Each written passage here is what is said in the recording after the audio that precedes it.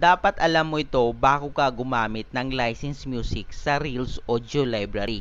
Alam naman natin na mas maganda lagyan ng background music ang ating mga content para mas maging maganda ito. Gayunpaman ay alam din natin na kapag gumamit tayo ng background music, lalo na outside sa FB, ay maaari tayong magkaroon ng copyright issue.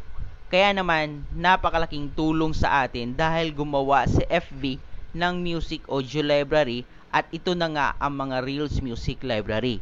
Lahat ng music doon sa library na yon ay lisensyado.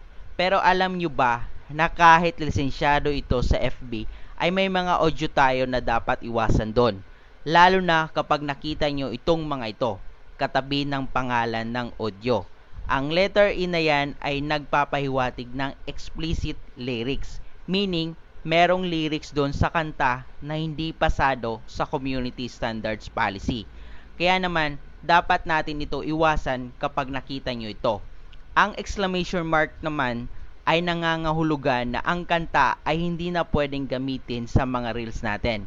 Kapag nakita nyo itong dalawa na to, ay agad nang iwasan ang music na iyon at pumili na lang ng iba.